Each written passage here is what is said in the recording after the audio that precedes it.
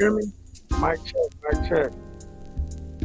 Yeah, I can hear you now, but I didn't hear you when you was on it before. It looked like you were still trying to fix it, and it's like 42 late minutes after the fact. So I don't know how you was waiting on me because you was supposed to be saying something so I can tell you that the mic is working.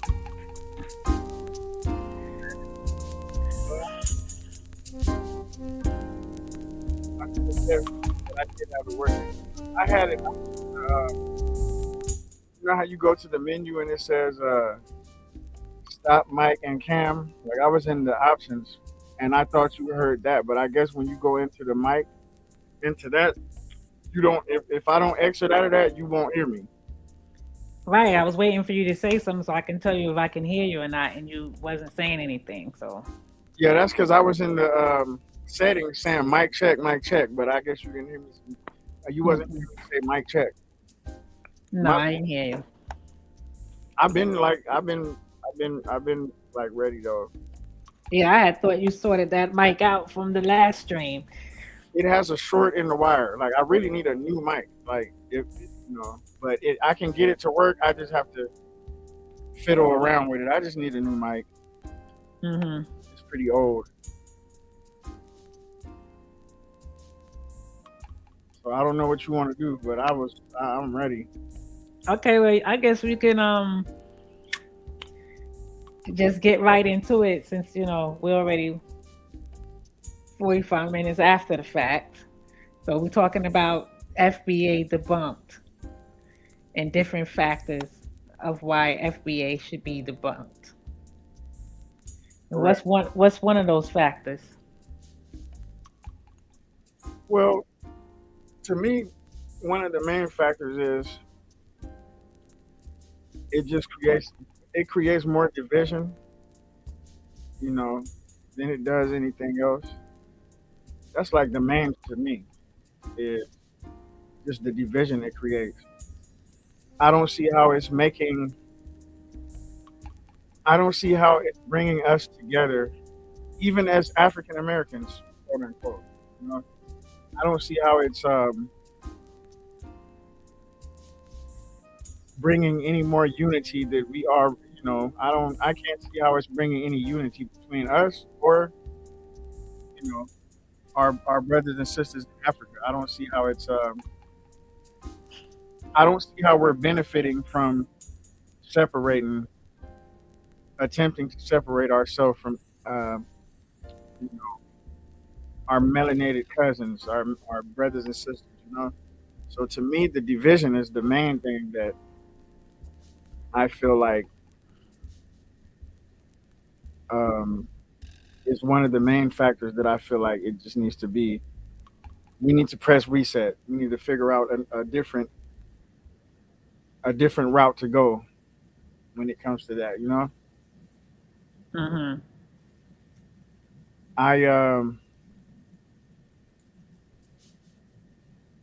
I stumbled across. Let's see. I stumbled across some high speed stuff, right? Some of the stuff he was doing. I stumbled across some of it, and I was just looking at it. I looked at that one that you told me to look at when he was talking to his dad, and his dad is the prime example of what we as African Americans, whatever we go by so many names. It's hard to even though we one people, we go by so many different names that separate us. You know what I'm saying? And like you were saying, how his dad was so. Um, it comes from a lack of knowledge, really.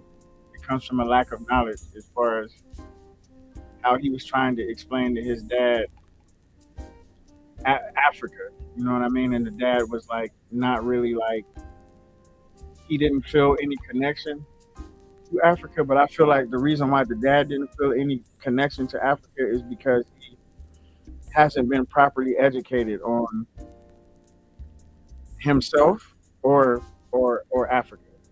You know, and by default, his dad is a foundational Black American. You know what I'm saying? By default, that's. I think the FBA movement is feeding off of the lack of knowledge of of self. If you ask me. Um, So I'm going to play that conversation Speed had with his father. right, okay.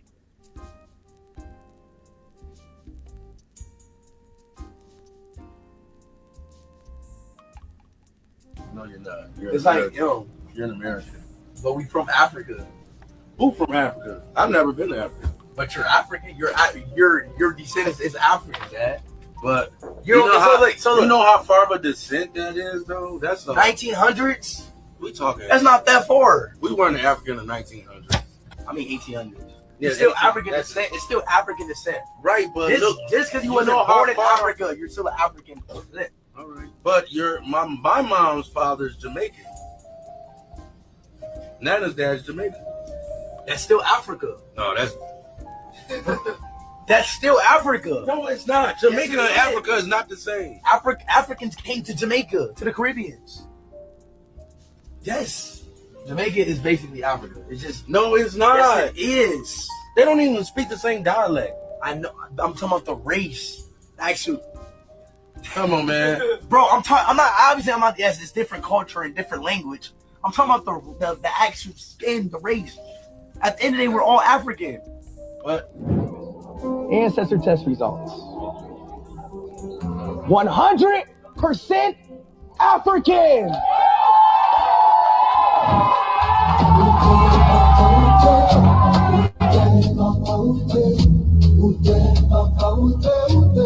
It's like, yo, you're an American, but we from Africa.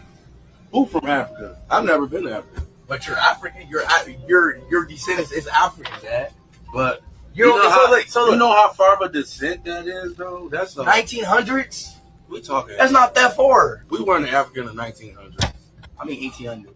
Yeah, it's still African descent. It's still African descent. Right, but look, just because you wasn't born in Africa, you're still an African descent. All right, but my mom's father's Jamaican. Nana's dad's Jamaican. That's still Africa. No, that's still Africa. No, it's not. Jamaica and Africa is not the same. Africans came to Jamaica, to the Caribbeans. Yes. Jamaica is basically Africa. It's just no, it's not. Yes, it is. They don't even speak the same dialect. I know. I'm talking about the race.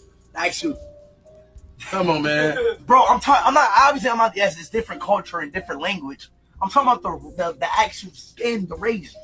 At the end of the day, we're all African. But ancestor test results. 100% African.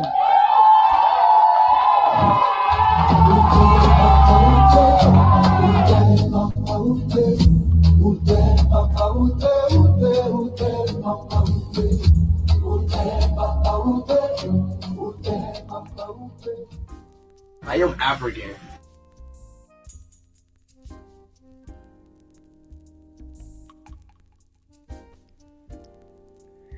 So that basically shows you that the son knows a little bit more than his father.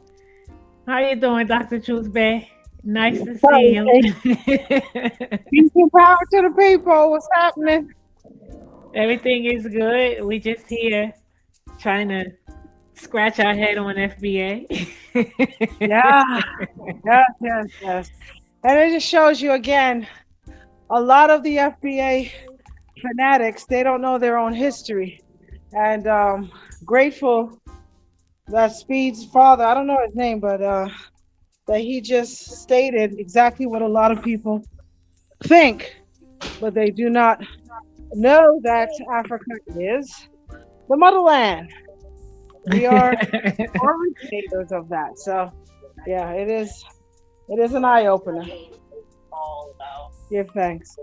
And to add on to that, do you see how the dad was like, Jamaica's not African. Yeah, that's what I meant by he hasn't been educated on himself or other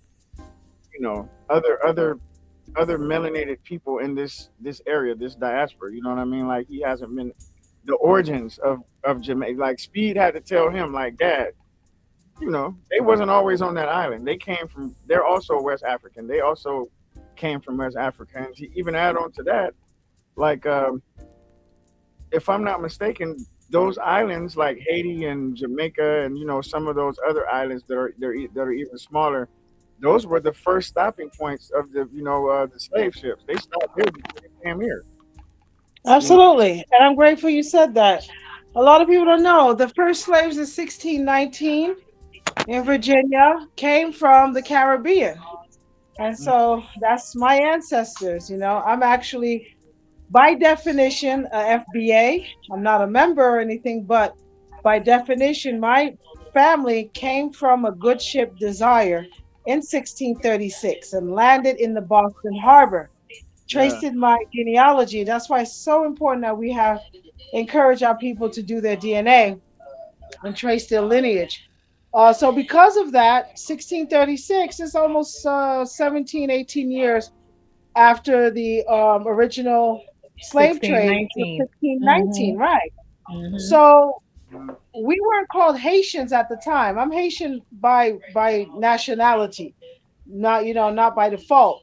In Mhm. 1804, that's when Haiti became a country. But the good ship Desire that took my ancestors in 1636, the island was called Hispaniola. So it wasn't called Haiti at the time, but that's where William Pierce used his cargo ship to get cocoa and coffee and sugar and 11 Negroes. And so that is where my descendants desire someone on a record is case from. So at this point,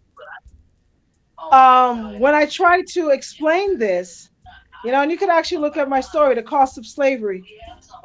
They FBA don't understand that you can have a nationality and still be foundational Black American is what they coin it. You can still be a descendant of slave, but you can adopt a country, just like a lot of people they trace their lineage to Kenya or Nigeria. So that doesn't delineate who they are as descendants of chattel slave. That's what FBA is. It is a group of people that were affected from 1619 to 1865. And that's where reparatory justice is what I actually fight for as a policy analyst, to see that this group of people that received this treatment through this era gets land, funding, as they say, 40 acres and a mule. Those are the things that right now that we are missing. So that's what I like to see from people like Tariq Nasheed and the FBAnians. FBAnians. I just made up a new word. Give thanks. That's a good way to describe them. Um, and you're correct. The term foundational Black American was created to basically describe people in the U.S. whose ancestors were enslaved here. It's meant to honor a lineage and struggle, but Exactly. it's a real valid reason why someone like me, or someone like, because I'm Pan African, right? So there's a good reason, um, for someone to have a problem with the fact that I have a problem with the fact that they have a problem with you know other other people of African descent. It's like they try to separate themselves. I just don't agree with that. I just don't see what the progress. Yeah. I can understand us, or we are have our own personal struggle because of where our ancestors, what our ancestors went through, which is sort of unique to what someone else's ancestors may have went through. But to separate, make it seem like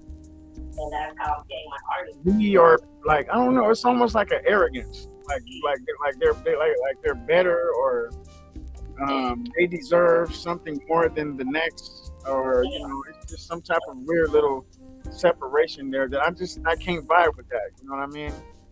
It's I can embrace my American identity and my African family ties. I can. What's wrong with embracing both? Mhm. Yeah. Yeah. So it is a challenge. But we have to continue to tell our story. We have to continue to tell the truth.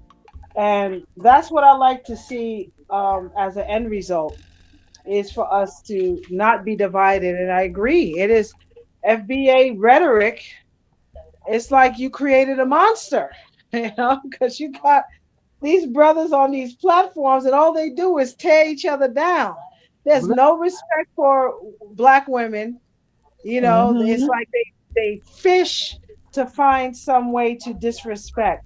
One of the things that really pissed me off, this was about a week ago, when Tariq was talking to a Pan African lawyer, a young lady from Texas, I believe, who challenged that she would and her team of lawyers would take on the reparatory justice cases for descendants of chattel slaves. So that conversation, it didn't end well, because they were, Tariq was bickering back and forth with her and telling her oh no, you're trying to compound ICE situation with this. He wasn't listening. And in the end, she said, if you pay for our lawyers to start the cases for reparatory justice, then we'll do it. And that's the end of our conversation. She left the studio, and here Tariq is making statements. Yeah, she sounds like a Kamala Harris. Stupid shit. That has nothing to do with Wow. what this And lady he just has said. no plan. Mm-hmm. No plan. Like, Mm-hmm. come on, brother. You can't be wrong and strong. So this is where I'm challenging Tariq to follow up with her. And the fact is, they didn't even say her name. She just called it a Pan African lawyer. And in the screenshot, the promo for the show, you know, the screenshot, they showed her as an alien, with her Pan African gear. It was just so disrespectful. And this lady is a lawyer, a black woman lawyer. Like, come on now. You can't get any Exactly. longer. It's That's what almost, we need. that's disappointing. It's almost like they're the black mega. It's almost like they're the black version of what mega is. You know what I mean? Exactly. Oh, exactly. They are. They're the black version of Mega. It's like foundational. When you use that word, like foundational suggests your identity begins in America. Yes, But your story doesn't, it doesn't start on U.S. soil. Our story don't start on U.S. soil. that's correct. West That's Africa correct. long before the transatlantic slave trade. You That's know, right. And then I'm glad you brought up that point because FBA, a lot of FBAs denied the transatlantic slave trade. Like, exactly. that's insane. You know, we were indigenous to the land. Yes, so black Indians were who we are, but we also were transported from Africa. So it's like for you to deny that, it's just insane to me. And this is what I say: we can't keep showing our face because it looks really bad. I mean, it actually looks good to the oppressor because that's what they want anyway. Yeah, You know, they uh, feed right into their trap. They feed right into it. exactly.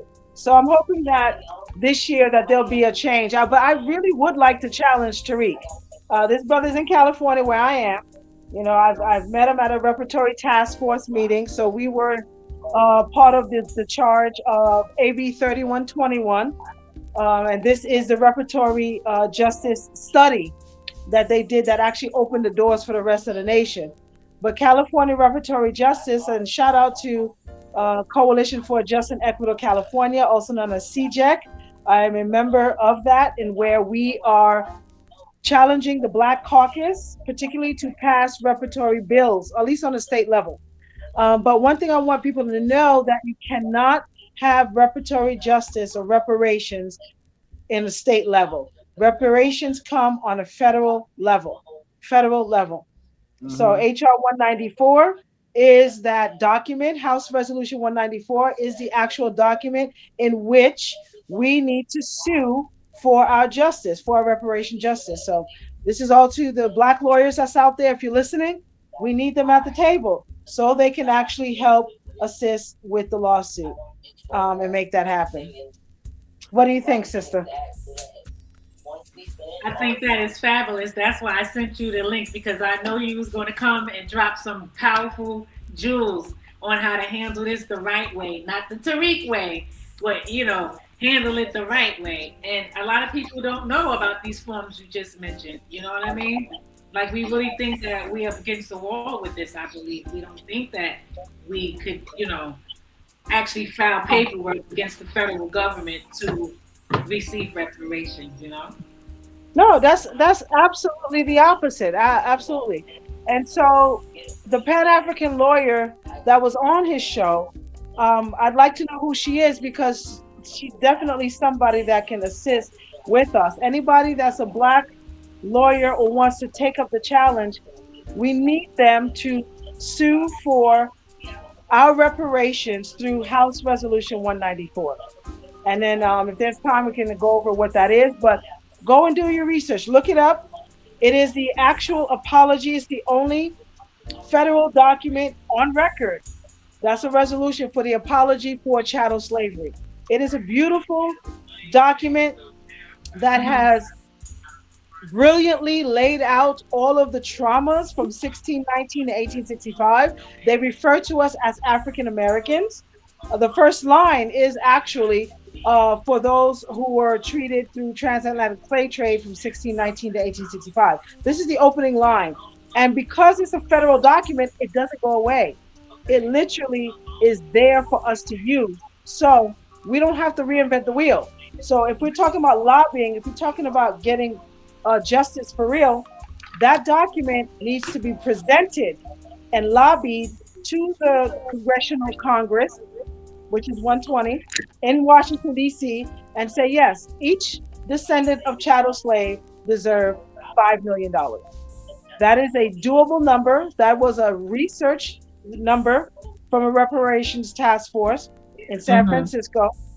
And so the budget of the United States has that $5 million per descendant of slaves. And when they say, oh, no, we don't have that in the budget. Yes, we do. Because we spend almost $300 billion in military warfare. Exactly. Like right now, what they're doing. Yes. So you can't tell me we don't have it. And I want us to really be knowledgeable in the political affairs. So when they try to challenge us, that we got a response for it, you know? And that's really my hope for my people. So foundational or not, tether or not.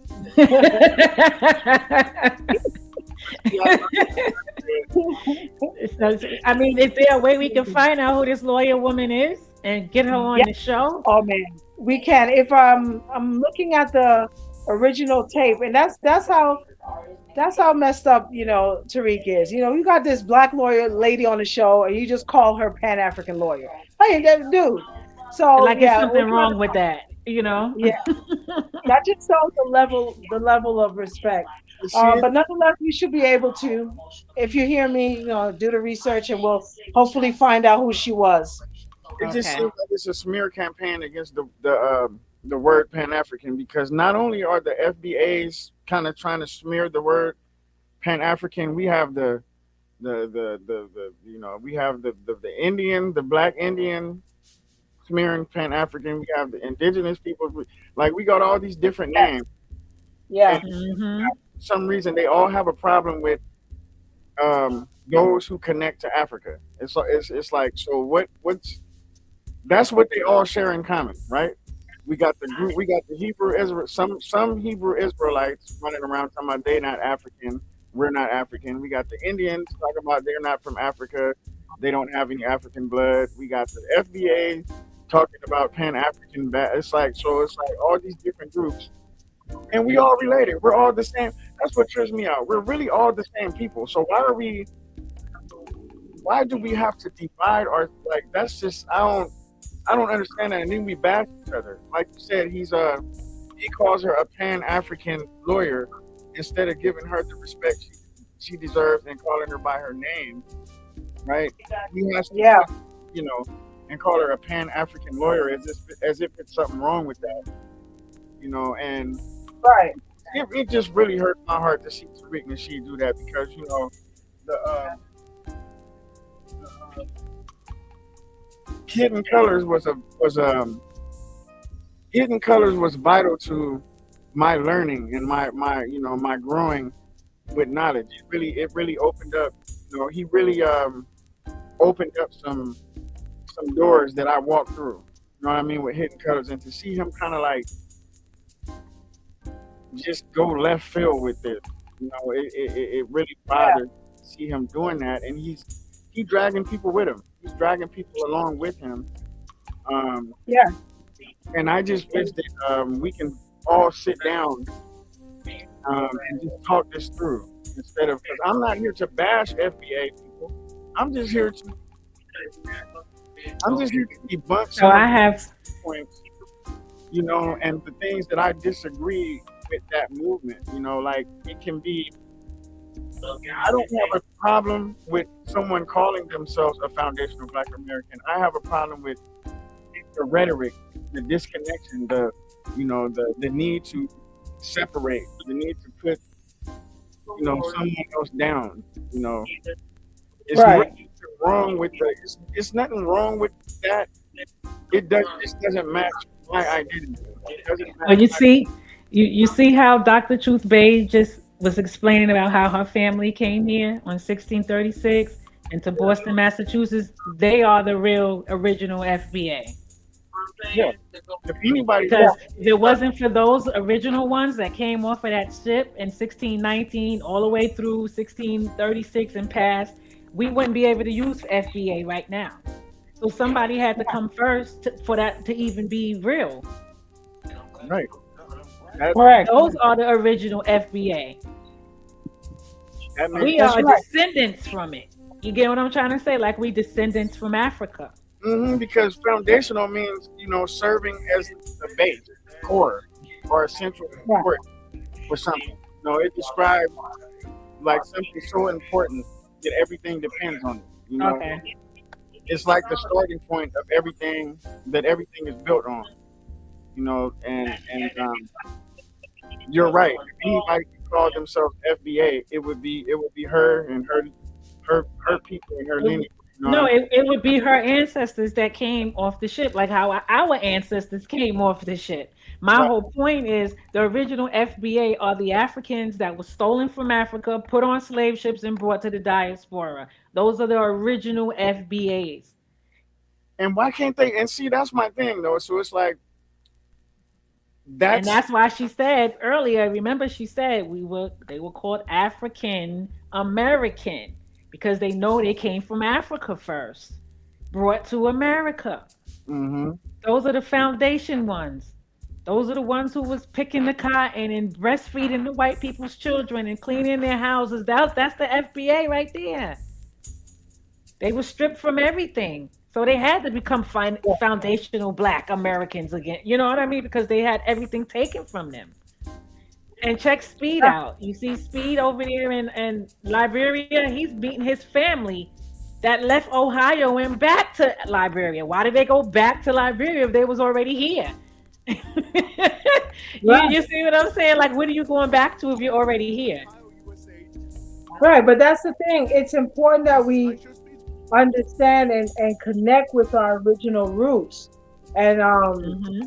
it's very hypocritical because Tariq was actually in Senegal not too long ago. yeah, I saw that. Yeah, And looking very silly. He looked so out of place, like a misfit.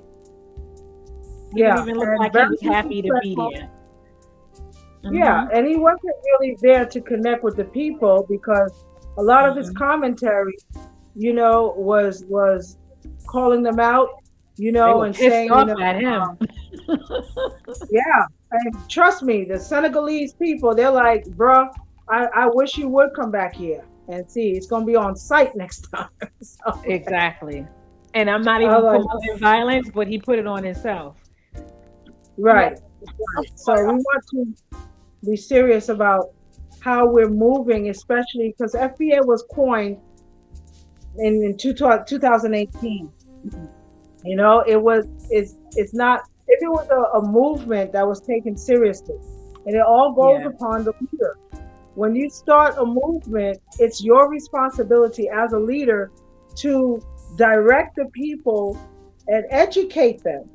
Now you have all these FBA platforms of people who follow Tariq, which is fine, but they are not educated enough to state, okay, this is what our history is, and then they go and disrespect.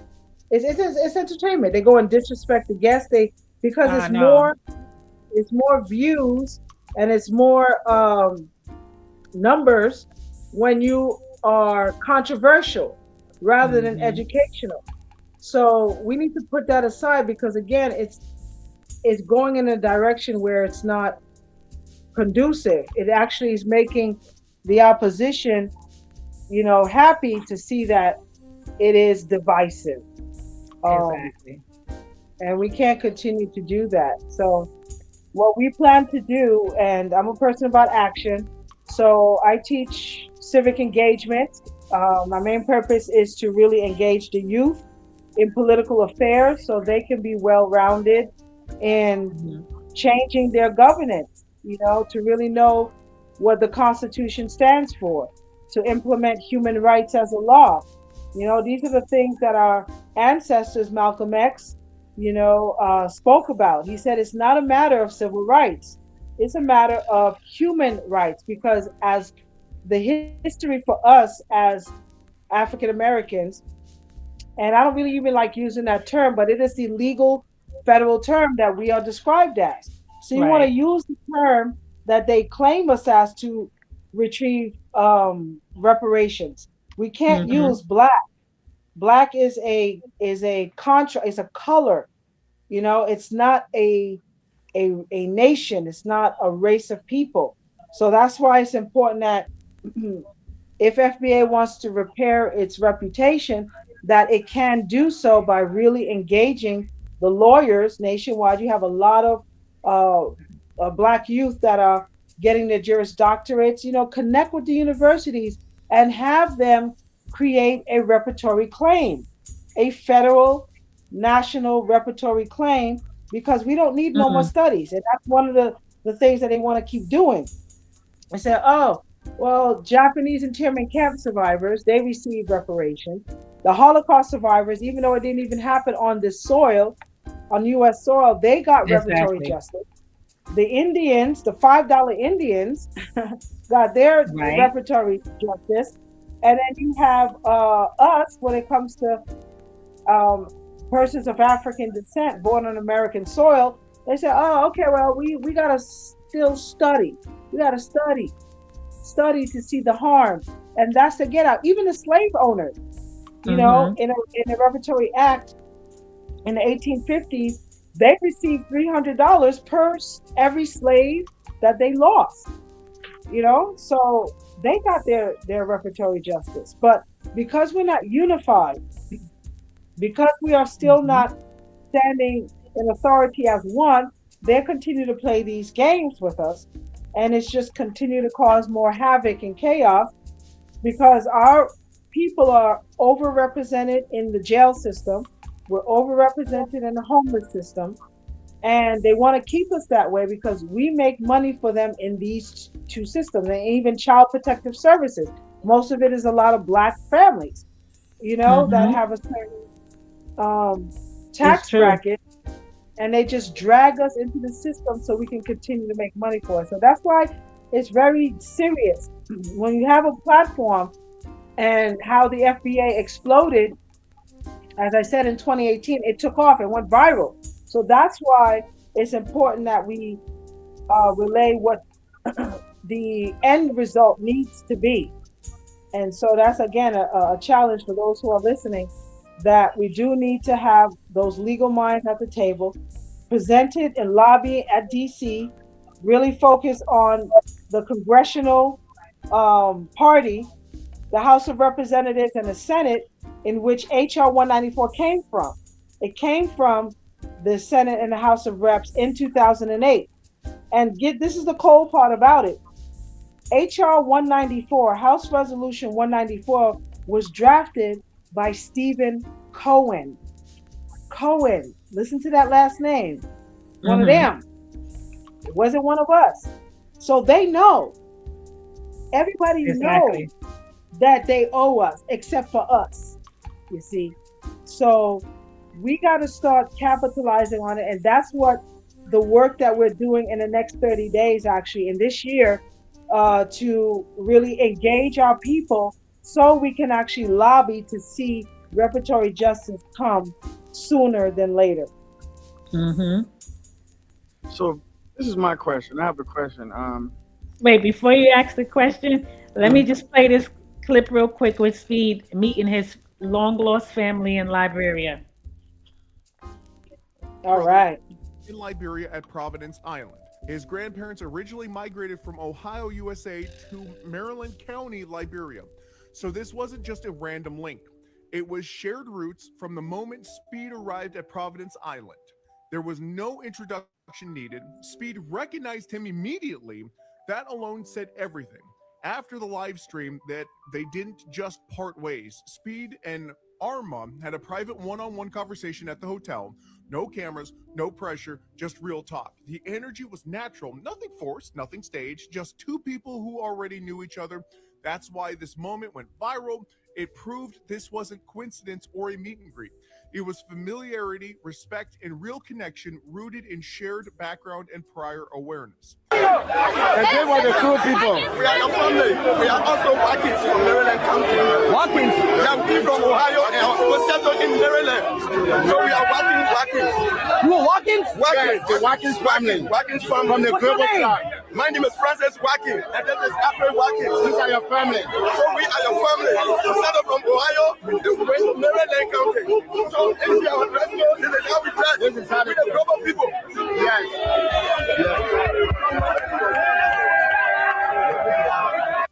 This is Aisha Speed's brother. He met in Liberia at Providence Island.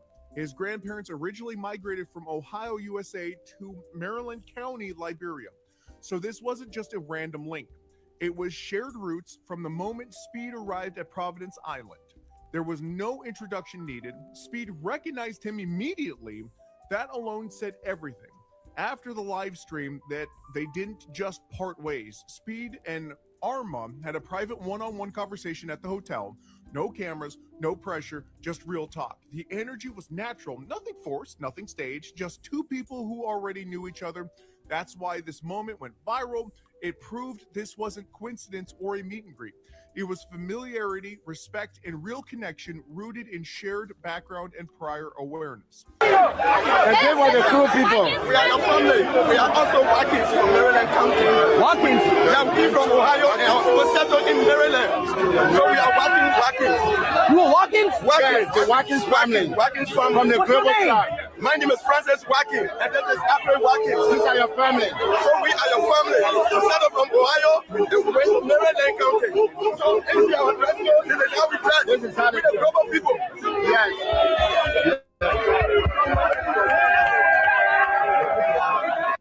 This is So you see, I Show Speed understands the whole concept of this thing. He gets it. He understands it.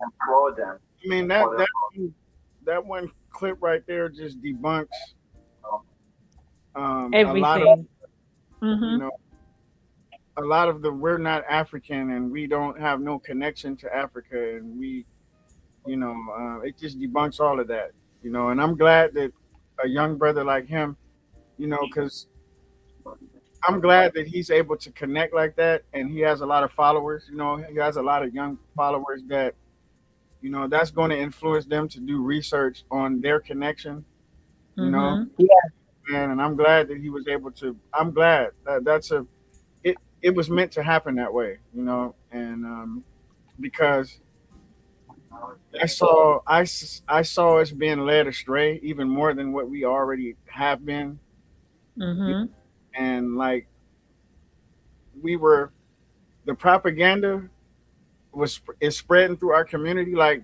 the COVID or something, it's spreading through our community, and I'm glad that it took somebody like it had to take somebody like him in order to go to the continent and go to all these different countries and get nothing but love and that actually debunked the fact that the prejudging of African people, here where like people that haven't even ever been to the continent will automatically just be like, none of them like us. Africans don't like us. They don't like us. They, just because they may have had one or two experiences with someone from the continent that came here, right? And they go through their own little, to even be here in the U.S., they have to join in with the, they have to kind of be against us in a way, in order to come here and get loans and open up their businesses, because I'm from LA. I'm from LA too. I'm from Los Angeles too, and it's a large Nigerian. Shout out to LA. I'm at South LA, baby. Yep, Lamert Park. All right, Lamert Park, Africa Town. Shout out. Africa Town. That's me. I've had some experiences with some brothers from Nigeria that wasn't, but I can see that I've always felt like if someone tells you something, you know, and you believe it, then you're going to treat, because that's the same thing they do to us. Like all African Americans are violent. All African Americans are lazy. All African Americans, they have these stereotypes, on us too. And it's like we'll automatically be like, well, have you ever lived around us? Have you ever like, been a part of our, have you ever came to one of our family reunions? Have you ever experienced us, or are you just hearing this from like a outside source? You know what I mean? And I just feel like the lack of communication between us and our brothers and sisters from like the islands and from the, from West Africa. I just feel like we need to communicate more with each other and learn each other's differences. Because we have more things in common than we have, different that we disagree on. I feel like, and the more we communicate and get to know each other, it's like meeting just the same way he met a long lost family member. We're family. All we have to do is break that. I don't know if it's a curse or a spell or something, but we have to break this division thing. You know what I'm saying? Because we're the original custodians of this earth, right? This is our earth. This is our planet. We shouldn't limit ourselves by, oh, we're Americans and we don't like y'all and y'all don't like us. And in the minute, as long as we keep doing that, the elites, the elites, the ones that's controlling this planet, the ones that's controlling the economy, the banks, they're gonna just keep playing off of our ignorance. As long as we keep doing this and calling ourselves groups and saying, well, we got all the answers and y'all don't, and then you guys are, like as long as we keep doing this, we're not gonna get nowhere. But this is what I wanted to ask her. Because we have different names and all these different labels, do you think that they can, as far as reparations go, do you think they can use that against us? Because, for example, like the descendants of slaves, right? And then we have some African Americans or whatever you want to call them will say, well, we're indigenous. We're not even African. We're Indians. So I think they can use that. Wouldn't they be able to use that against us as far as reparations and be like, well, y'all not Africans. Y'all not descendants of slaves. You guys didn't come from Africa, so y'all don't deserve, or you guys can't get reparations because you're indigenous. You're Indian. You're, y'all got all these different names. We don't even know who to give anything to because y'all not, there's no unity, like there's no, it's like, it's just too many different, y'all calling yourself too many different things. So how can we give y'all reparations when y'all don't even know who y'all are? To me, I feel like they might, I think they can use that against us if we don't unite under one, we got to sit down and unite under some type of label or, I don't really know, but I just feel like unity is the answer, even though it's so hard to do. Because there's so many things so many different like tactics that they use to keep us divided. It's always a new group of so-called black people or African Americans. There's always a new group rising, right? That first it was the Indians, now it's the FBA, then it's the indigenous, now it's the every time. Who don't like Africans. You can't get a break. Yeah. Say like it's just like what's really, if you look at it like that, like what's going on here? And if you step outside of the African American community, I can see, think about how other people are looking at us. It's embarrassing. Like I'm really embarrassed that it really is. Yeah. It's embarrassing. It because it's like we the only people that do this. We're the only one, like a group of Chinese people can come to this country, and I don't care if they've been here 300 years, they're still going to call themselves, they're still going to connect to China. I don't care how many, they can be here 400 years, but they're not going to be like, well, we're not Chinese. We ain't Chinese no more. We don't even like Chinese people, and Chinese people don't like us. Mm-hmm. Stupid.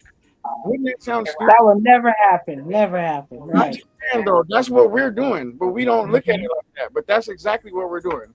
Oh, we're not Africans. Africans don't like us, and we don't like them, and so you don't like yourself. Then you hate yourself. You know, that's really what. That's to me. That's what FBA people. Not all of them. I can't put. I don't like putting everybody under one umbrella. I'm sure there's some brothers and sisters that is not really on that quite like that, but generally speaking, it seems like the Reddit what they're pushing is like it's self-hate because they don't even know who they don't even understand that it's actually self-hate. It's actually like they only go back to what the 1800s. They don't go beyond that. They don't go, they don't go beyond. They don't go further back. The further you go back in history, the more connected you are to the continent. They don't. You notice Tariq Nasheed, he never goes further. He never goes past the 1800s. He always talks about, from 1800 up to now. He don't go further back because he already knows more than anybody else. He knows that the further you go back, the more African we are. So it's just disappointing. It's embarrassing. I just want to work together. I just want us to come together because it's like nothing is going to change if we don't. Nothing's going to change. Well, we have Josh Sparks that just came in on the panel. I don't know if he wants to say anything. Blessed love to each and everyone on the panel, We do give thanks for being here. Give thanks, Josh Sparks.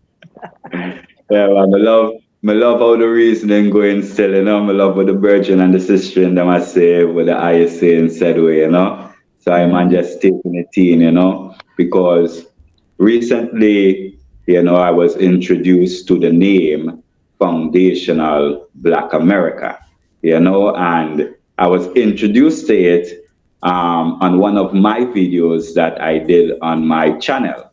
And I posted that video. I think it was a reel speaking about African Americans, them as taking on the name of a corporation, and that they're failing to realize that the America that they're fighting for, the America that exists now, would not be there without Africa.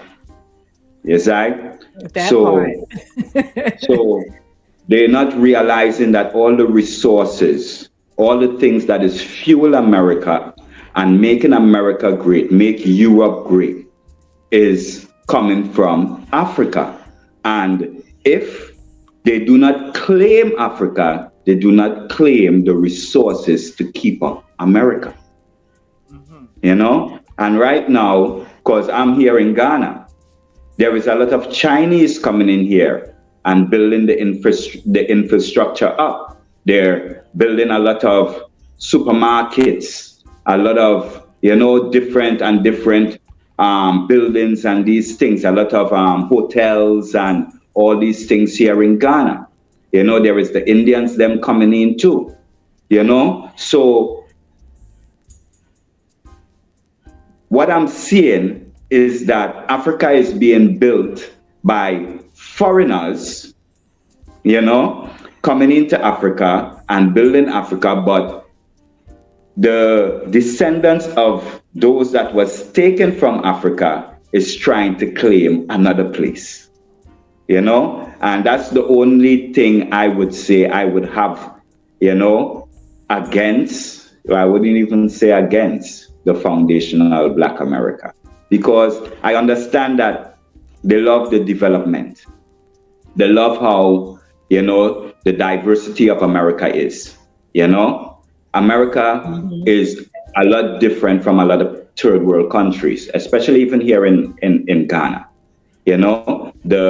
Even though the health system is not free, yet still you can go to the hospital and be treated for free and built after. Here, you got to have your money. If you ain't paying, you ain't getting no care. You will lay right on that bed till you dead. And that's sad too. Yeah, so I see the government is also looking into it. I heard, I think, as the president was speaking about it, how they want to try and change the health system because you shouldn't need money to get help to become Right. healthy, you know? So all these things them. So America is good. And you know what it is just for our people them to realize what is really going on. Because it's a war on principles, a war on narratives. And if we go into metaphysics and understand the mind, whatever we're thinking of, once we concentrate on it deeply enough, we will create it. Whatever we're conscious of, aware of, and keep it as a reality, we're going to create it. We're going to experience that. And this is what the leaders of the world know. So they push off a lot of narratives. And once you follow their narratives, you are caught. That's You what we. know? Yeah, that's what we're stuck in. That's why we can't make any progress. Correct. Right. And being in America right now, you got to be very careful of all the distractions that they have there. The country is set in a way to distract you from yourself, distract you from your being. Correct. You see? Powerful. This world was not created for us to get up and work a 9 to 5 for a man. Exactly. You see it? And once we adhere to that narrative, then it's like, okay, I know like back in like 2014, 2016, it came up on the internet a lot about dismantling the Bible, and all these things, right? But it was strategic. You see in the scripture, it speak about Abraham, right? And Abraham went to the battle of kings, right? And the reason he went to the battle of kings is because his brother Lot was captured by the kings them who came. He was living in the land of Sodom, and it had like a big, war or whatever. And the kings captured the people them from Sodom and Gomorrah or whatever, and it's taken them away. So Abraham come and heard that his brother was taken with them. So he had to go now and attack the army and get back his brother. But how did he do it? Because he didn't have an army with him. He had a bunch of shepherds who was tending to his flocks and these things. But how they show you he do it? He went and he got a vision. He went to the Father, to God. Let's put it that way for now. And the vision that God gave him was to go and surround the army, right? And when they surround the army, set bombs, right? And do it in the dark, in the pitch dark, so it could have been like on a new moon when the place is dark and it's hardly Right. any light. And then set off the bombs, sneak into the camp, put bombs in there too. And when they set off the bombs, the soldiers them got up in such a haste, not knowing who is who, start to kill each other. And as they start to kill out each other, thinking that it's the enemy and the enemy is close, that's how they end up winning. They start to retreat. The soldiers retreat. And that's how they say that Abraham won the war. But then when Abraham won the war and he got Lot and he came back, on the way, he met Melchizedek, who is the Prince of Peace. But when he met Melchizedek, he also met the king of Sodom. Yes, right. Now, Melchizedek, when he met Melchizedek, Abraham gave Melchizedek a tenth of the spoil that he got from defeating the soldiers them. The king of Sodom, Abraham took from his men to give the king of Sodom a tent. When the king of Sodom got the stuff, the king of Sodom said, no, you keep the possessions. I want your person. If guys understand the story, you know. So the king of Sodom wanted their person. Look in the world today. Everywhere you go, you got to have an identification. The king of Sodom, the world, wants your person because your person is the power. Melchizedek is who frees you from the king of Sodom. Now, who is Melchizedek? That's right. Melchizedek is your human imagination. Because your human imagination is the living word of God. And from there springs all that you experience. That's why they say, whoever controls your narrative controls your reality, controls your destiny. Because they are putting in place what you think. And once you think what they want you to think, then you would live the reality that they want you to live. Mm-hmm. And this is what is going on in the earth today. You know, like the brethren and the sister was speaking earlier about the separation and the dividing of the people. They did it strategically. That's right. It's by design. By design. That's right. Yeah. So the Indians, they give everything names. The Indians that we know today is not the so-called real Indians. Because like the Virgin was speaking about hidden colors. Remember in Hidden Colors, they tell you that after slavery, right? When they freed the slaves, none of the white people them had any skill. And because they didn't have any skill, they couldn't get any jobs. So the slaves them who they just freed was doing all the work and making all the money. So what they had to do? First, they create the union, the labor union. And in that union, they was guaranteed a job. When the land was up for who controlled the Indian reservations, what did they do? They sent all their white brothers to go and pay. It's either $2 Indian or $5 Indian. To pay and be, right, $4 Indian. To pay and become $5 Indian, right. To pay and become, right, to pay and become a documented Indian so they can rule the land.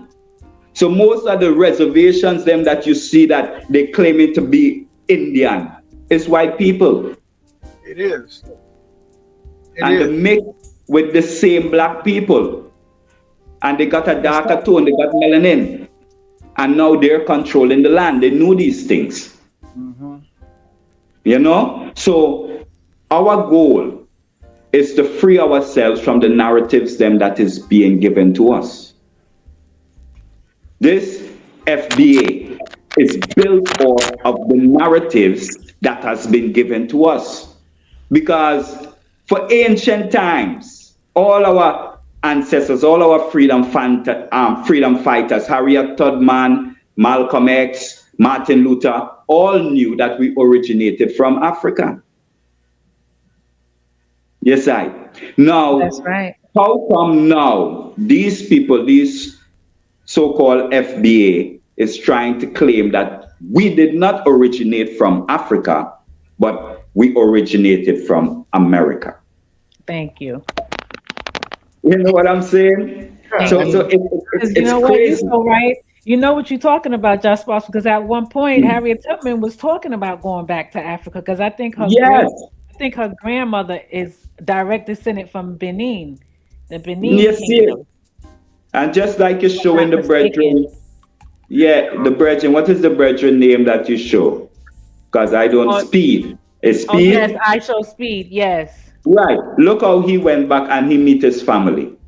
And so many of us, when we take the trip, I came back here with my wife and we met with our family. See?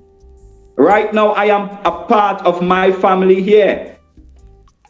You know what I'm saying? When you look, I have a picture on Facebook and on Instagram with an old man. When you look at me and him, we look identical. And it's the same family I am in. And you see that the young man sitting next to Ice Speed that's on the screen, he looks just like Ice Speed's brother.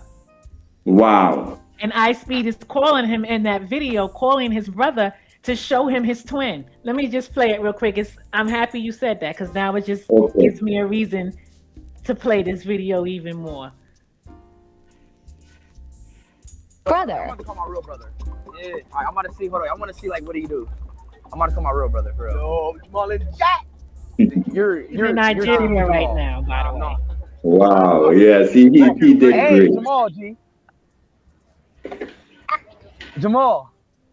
What up? I got your brother here, bro. Well, my other brother. My who? My other brother here. Brother. Yeah. Really? You want to see him? Yeah. Oh my God. He look just like you, don't he? Oh my God, he does. That's weird. That is That's weird. really weird. It's not. Bro. Why you not out here, G? What? Why are you not out here? Listen to this. I missed you so much that I had to get my Timu Jamal for you. Bro, I'm so sorry, bro. I know, bro. Listen. You actually. I'm sick about it. I'm disappointed in you, bro. You got me. Hey, but you got Timu Jamal, bro. I'm so sorry, man. Yeah, I do. I got Timu Jamal though, so it's all good. You got bro. me. I like that. Hey, man, happy birthday, though. Yeah, bro. Thanks, bro. Yeah, much love, bro. Thank you, bro. I'm gonna see you. Hey, bro. Hey, man. Where you at right now? You at school? Nah. Where you at? I'm at cricket. All right, bet. Speed calls his I'm brother. about to call my real brother. Yeah. All right, I'm about to see. Hold on. I want to see like what do you do? I'm about to call my. Now real you brother. see that? It's just showing you that if you want to know something, you go and travel and see for yourself. And he called his brother and showed his brother his twin. And he said, well, you got me. His brother said, why you're not here? Because, you know, his father and brother was supposed to be there for his birthday. You heard what his brother said? You got me. You see it? That was so special. Yes, this is the thing. And he is bringing to the public or to the masses the truth. And if any one of us, including the eyes themselves, wherever your heart is telling you to go in Africa, go there. That's where you're from. You know what I'm saying? Just trust your inner sense. And a lot of people has beat down the Bible, but the Bible is a book on mind science. It's right? It's an allegorical book on states of mind and how to move from one state to the next. You know? So people them got to realize that they got to become Moses. They got to leave from Pharaoh land, leave from amongst Pharaoh and go back to where they come from. When they go back to where they come from, they will receive their ancestral knowledge of self. Yes, right. So it's certain stages that man has to go through in order to awaken. Yes, right. And a lot of us think that this material plane is actually run by material things, as in gold and money and all these things. But this world is not run by that. This world is run by mind, the power of your thought. Thoughts rule this world. Thoughts and feeling. And once you could refine your thought and feeling, then you could have control, complete control over your reality. I agree. And this is what the world leaders know. That's where they got over matter, because all your mind over all this matter. All of Yes, this remember. matter, right? And Yes. yeah, when your mind is over the matter, you can control the matter. That's just The matter must comply. yeah, yeah. I That's agree. why they show you the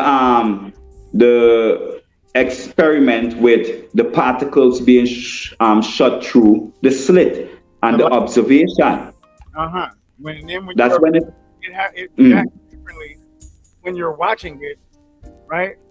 When they did, I think I know what you're talking. It was a science experiment with yes, the particle, and it only reacted when you're watching it. It reacted differently when you're watching. exactly, Yeah, exactly. I know what So you're talking this is showing you that when you are aware of something, about. Mm-hmm.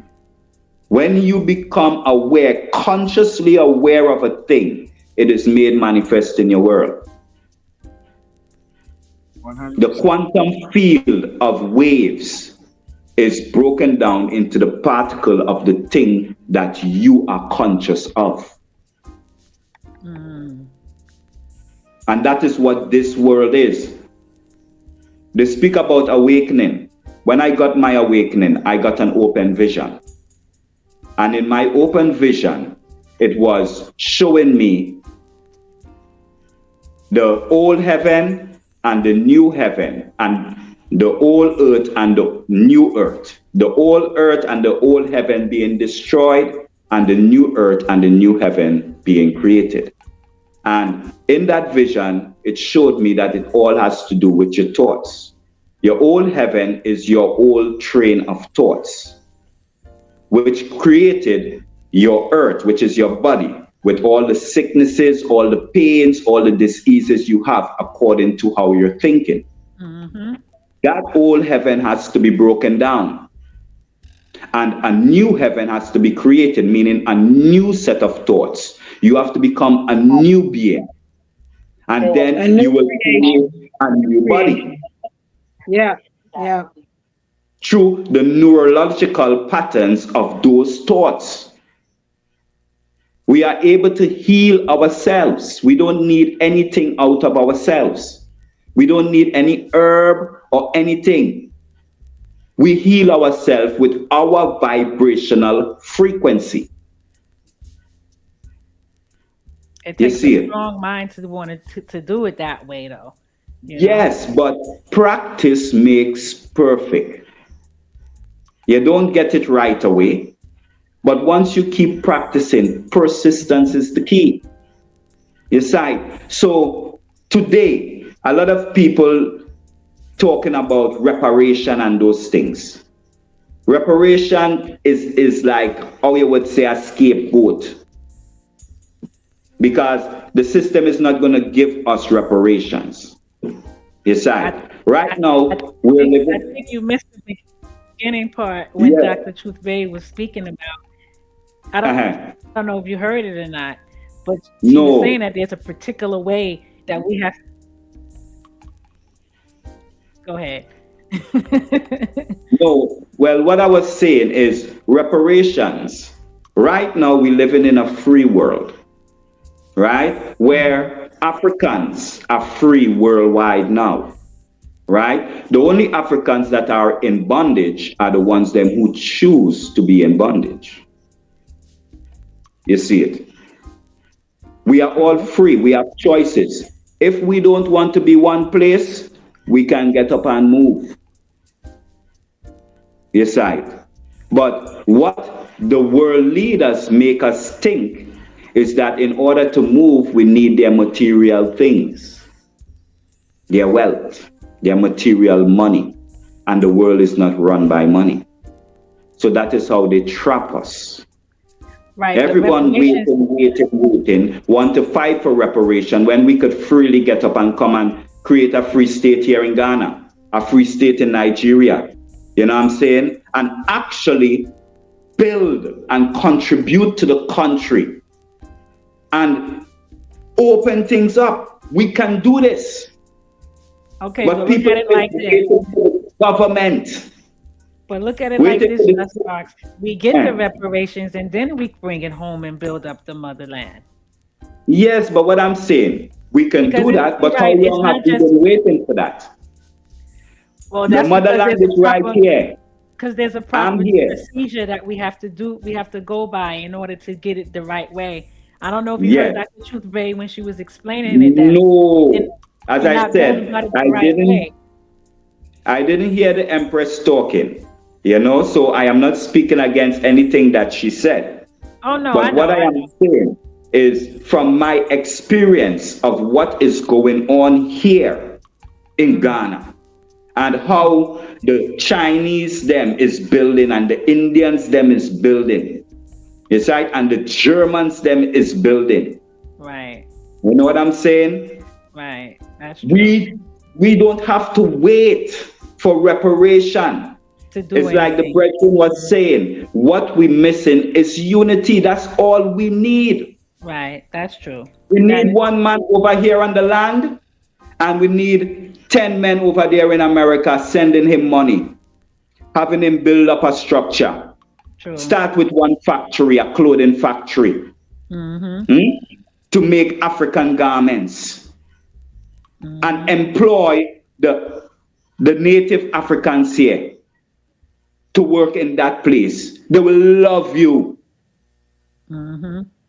Just yesterday, I come home and I sit down with my son and tell him, my son, I see a thing today. I go on outside and I go in and pick up bread, because the bakery does bake every 4 days. So as I'm walking the street, I see this little girl in a uniform and something just have me looking at her. So then I see a bike man pull up and stop and talking with her. But that is common here because, everybody basically know each other, and you might see children walking and a guy might be riding on a bike or the Poco V and will just pick them up and take them to their house. So as I'm watching them conversating, I'm thinking that in my mind that's what they're doing. When I look down, the girl has no shoes on her foot, just some socks on. Yes, and she's going to school like that. Yes, and when I see that, I say, wow, look at that. I say, you can't see that in America. You see it? So it's a lot of work to be done here, but we need the people them that are having the eye to see the work that needs to be done here. The Chinese them, they're not seeing that eye. All they have is business. The Germans them, the Indians them, all they have is business. They're not looking at, oh, look at the economy. Look how the people them are living. How can we better their life? They're just looking at the money.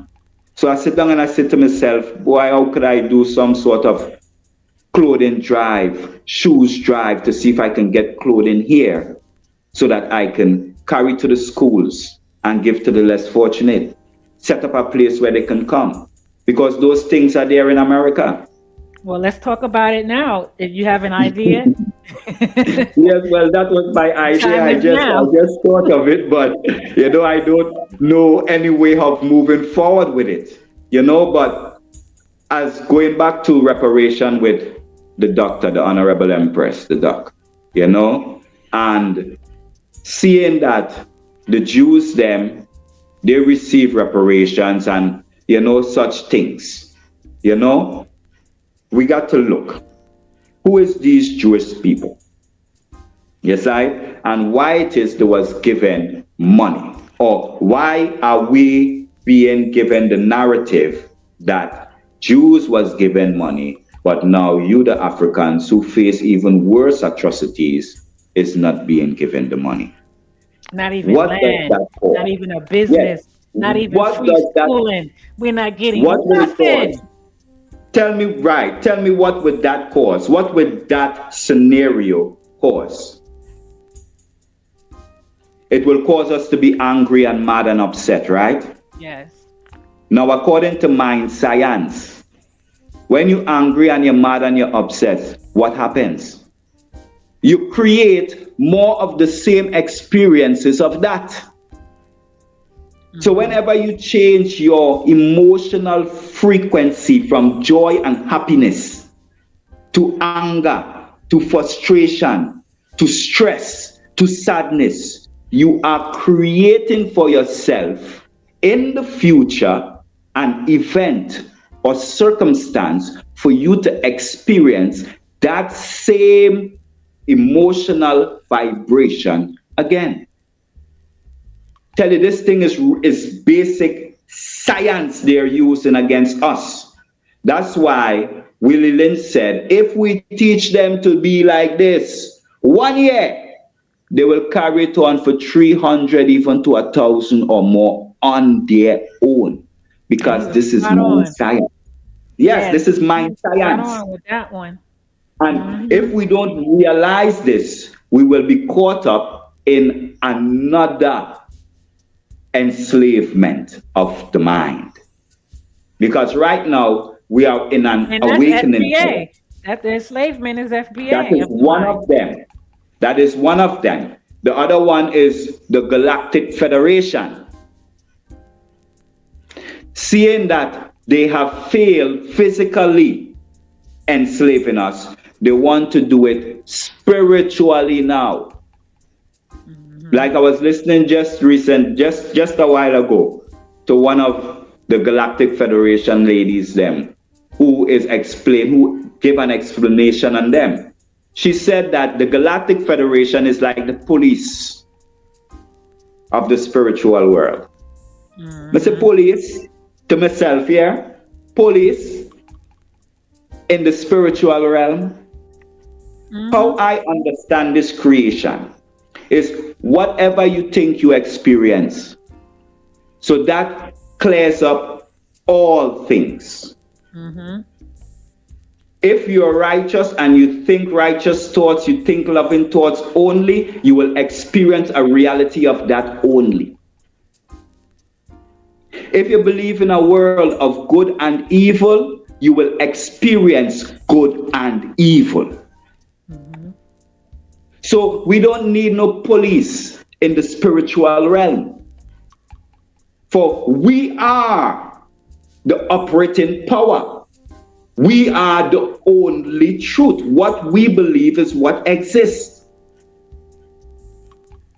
The world that we live in is a magical place where everyone is having a slightly different experience while living in the same world. And that should tell us something. We have to be mindful. In this awakening, we have to realize what is going on with the narratives that they are pushing. You know? We have to be able to reprove our brothers and our sisters. We don't criticize them. We don't judge them. Because everyone have a right to their own way in creation. And that is what was broken in the beginning. The peace of the land was broken. They speak of it in the Quran. Everyone is free to be because everyone is God. Everyone is consciousness. Consciousness created all things. And every one of us is that same consciousness that created all things. I totally agree. We're each one of us is consciousness. It's having its own personal experience of itself. We all one. We all come from consciousness. Right. And also, what is so grand about it is that we are all interconnected. So it's like this. And this brings it even more. It's powerful. Right? Each individual is in control of all the people that is in their reality. I am in control of all of you all. You all in control of all of us. And that is how reality works. There is good and evil in everyone. The same way planets orbit around the sun, right? You like each one of us is the sun, and then everyone around us are the planet. Everyone around us orbit around us. Like you're the master of your universe. I'm the master. So what you believe in to be true in you is being played out by all of us. What I believe to be true in me is being played out by all of you. It's like, so if I see the world as good only, everyone in my reality has to show me the good in them. It's like, and it takes a disciplined mind to understand and to be able to demonstrate this thing. And that is what the teachings of Christ is about. That's why they say Christ was with the publicans and sinners. He's supposed to be the perfect one. He's not with the nobles them. He's not with the ones who calling themselves righteous.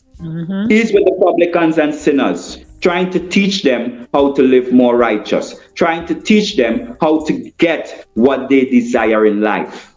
He didn't judge anyone. When they brought the prostitute to him for him to judge, he turned to them and he said, any one of you that is without sin, cast the first stone. From the oldest to the youngest left. He being the perfect one, look at she and say, where is your accusers? She said, no, Lord, they all left. He said, well, I not accuse you neither. You go, sin no more. What is the sin? The sin is to fall short of your mark in life. Fall short of that divine being that you are. Exactly. And the only way we fall short is by giving up our person to the system. Being identified now through the system. We are free. We shouldn't have to be identified to travel from one country to the next. It's a reason for this. Our identification is the power that they're using to control us. And we give them our identification easily. From we born, they get our identification. They get our stamp of our soul. They give you all these things are science. They're spiritual science that they're working. You see it before the 1600s. Magic was in the Bible. After the 1600s, they say they got to take it out of the Bible. Yeah, the Bible used to be a spell book. Yeah, the Bible is a book of mind science, a book of spells. Every word that you speak is a spell, it's an energy that is creating reality for you. Every word, every thought that you think is structuring one part of your reality. The tongue is more powerful than the sword. So it's for us to seek within ourselves. When you go in, that's how you free yourself. That's why they say in the first commandment. What's the first commandment? Okay. What is it? Thou shalt not. I am the Lord thy God, which brought thee out of Egypt, out of the land of bondage. Thou shalt have no other God before me. And what it's saying to you, literally, is I am. Your own divine awareness of being, I am, is who shall bring you out of Egypt, take you out of captivity, bring you out of the hand of bondage. Is you have to do it. And you shall serve no other God but yourself. Because you are in power of you. You are in control of every thought that you think. You are in control of every choice that you choose, whether good or bad. And when you choose it, you experience it. That's why they say, birds of the same feather will flock together. A wicked man will be with a wicked man. He cannot be with a righteous man. They do not have the same feather. They cannot flock together. And that is this earth. It's a marvelous place. It's a wonderful place. Once you refine your mind, you can have whatever you desire here. That's why they keep us working, keep us stressed. We cannot have a peace of mind. If you don't have a peace of mind, you don't have a peaceful reality. And that is fact. Decide. You can go to medicine. You can do what they did with the sugar pill. Give people who is critically ill a sugar pill and tell them it's this medicine, and they get cured. Why? Because they're taught taking this medicine is what healed them. Yes. Because they're thinking that this medicine is going to heal them. When they take it, it will heal them. It's all your thoughts. And this is what they don't want us to know. Because when we realize this, we are free. We no longer need them. We no longer need a 9-to-5. We no longer need a job. We can learn to control our thoughts, to call forth and invoke and bring to us whatever we're desiring. Divination, that is our original way. That is the original way of the earth. Divination, calling forth from within. You can see it in the Zulu tribe when they give you their creation story. When they tell you to use Credo Motoa, say in the early times, the earth, Africa where they was covered in a mist. And if they wanted anything in the forest, they will go and stand out the forest and with their mind call whatever it is. And if it's an animal, the animal will come out the forest and bow before them. Then they say that a ship came from outer space bearing these long white beings, call them Chitawuri.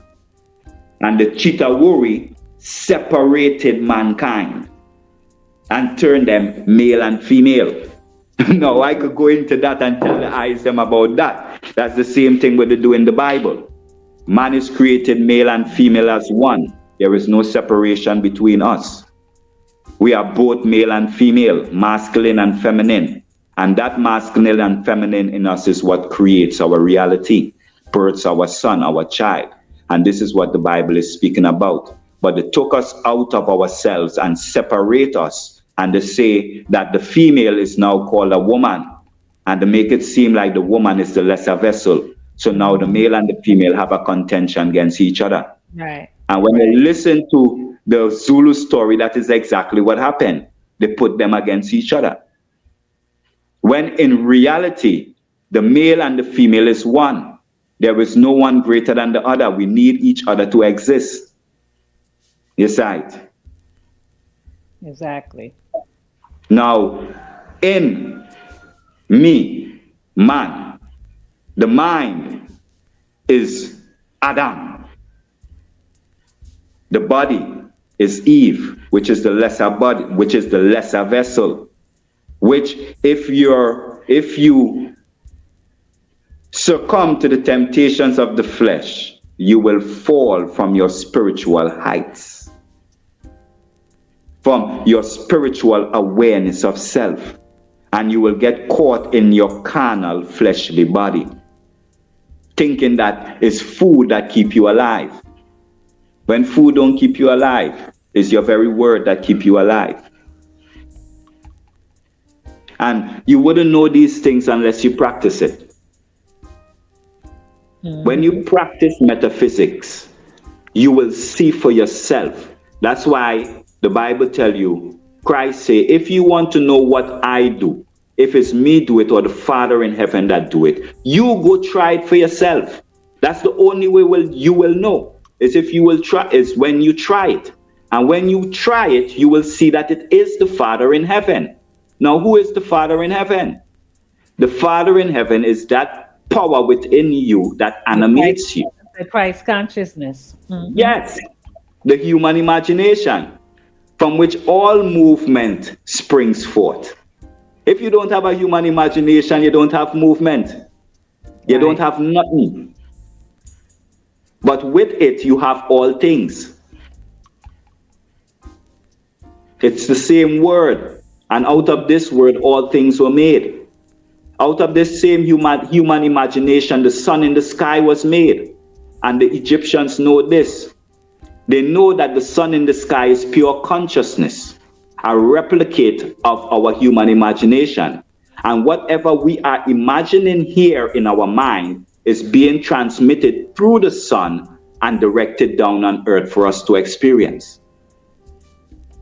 That's why you see the Egyptians, them always look up at the sun in praises, because they know that that is their sun that is giving them what they desire. They are God, and their sun in heaven is giving them what they desire on earth. That part. This is what is going on. That's why on all the pictures of Christ, they put the sun in the background, because it is the sun consciousness, the Christ consciousness. Rastafari, hallelujah. You see it? So it's all about us sharpening our human imagination. We don't need to ask for reparations, though something that it's needed and it's good. And I'm not knocking the doctor. What we need is to come back to self. That's why Marcus Garvey told us mind creates. How did you think Marcus back in the 1920s gathered 4 million people worldwide? And he didn't have all the resources that we had. And he created over 50 job markets. Right. That's right. He used his mind. He imagined himself in those positions. That's right. And he and did it. believed And he did that it. he That's had the- it. that's the key. He did it, yes. Yes, and he got it. That's how this reality works. That's how this creation works. You have to visualize it, then feel yourself having it, feel yourself there, and then stay there in thought, and you will get it. That's how this creation works. It don't work no other way. If you continue to fight the effects that you're seeing out there, you will be in a spiral door, going round and round in a circle, down and down and down, and you will never get out. You cannot fight the effects. You have to go to the cause, and the cause is your thought. You see it? So we have to get a lot of our brothers and sisters on that same like metaphysical understanding of what you think is what manifests. And yes, that in itself is what would bring us the concept that you speak on is what would bring a lot of us together if we can just manifest it through what we stop believing what we're told to believe and believe in what we are designed to believe. Exactly. What we choose to. That is what our free will is for. For us to choose what we want to experience as God. We are consciousness, God. And we are the operating power to choose what we experience in this creation. And you see, I think that's what I Show Speed is doing on a physical level. He's tapping into your spiritual mind by doing the actual practical physical part. Yes. So even though we're not there with him, there were people crying and saying, "Oh, they lied to us about Africa. I'm going to Africa next year. I'm getting my passport next year." And it's younger people that's following him. So he's catching his age group, he's catching my age group, he's catching older people, because he had a spiritual connection. He couldn't explain it the way he was trying to explain it to his father. He explained it enough to show that his dad was definitely lost. But when he went, he's saying, "Look, here's your lookalike, brother. You know what I'm saying? This person looks like you." When he went to Liberia, he's finding family members that migrated back in the 1800s back to Africa. You understand what I'm saying? And even this that I have on the screen, this is part 2. We heard him talk to his brother. Now he's talking to the father. "Why aren't you here, Dad? It's his birthday. It's his birthday that day." And this is what the dad have to say. You can tell that the dad is suffering with self-hate. And he got a little coon going on with him, but that's a whole other thing going. While in Nigeria. Wait, hold on, sis. Dad. Thank you, bro. Thank you, Dad. How you feeling? I feel good, man. Hey, man, I wish you was here, bro. What happened? Man, I wish I was there too, but under circumstances I couldn't. But we gonna have our other days to come, man. We are, man. Just know that I'm enjoying watching you, dude. You are inspiration. Thank you, Just Dad. know that. Yeah, you mean a whole lot to me and to a whole lot of people. Thank you, Dad. And just keep doing that shit, dog. Thank you, Dad. Yeah, man. So what are you? What you got going on? I mean, I just hit 50 million subscribers. You know. Congratulations. Hey, Wow. Congrats to him. Speed shares a moment with his dad while in Nigeria. Wow. You see, now that is all that is needed to wake up his dad. You see it. So though his dad didn't know, he wasn't aware, because remember, we cannot blame ourselves for what we went through. We cannot blame ourselves for the state of mind that our people are in. We was hoodwinked. We was bamboozled. We was lied to. And if you understand this reality, yes, the same lie, if you persist in a lie, it becomes your reality. You see it. So there is no... Yeah, I wanted to implement on that. What ISOSpeed has done is the most important action of opening the eyes of the masses. As the Lord said, the children will lead us, let them be. It is the youth, the Joshua generation that's going to lead us. And that is what ISOSpeed has done. He has done the most important work in history to really not only expose the lies, but to connect the young people to the truth, which is what we as adults, many of the elders have failed to do. And this is why I say, for our elders, we have to respect them. We have to love our elders, but at the same time, our elders has failed our youth into leading them to the promised land. So that's why at this point, divine order, as God is opening up the eyes of how we have to connect. We are one people. We are the original man. And I thank you, Josh Sparks, for the words that you have spoken in truth and power. How this is a spiritual battle.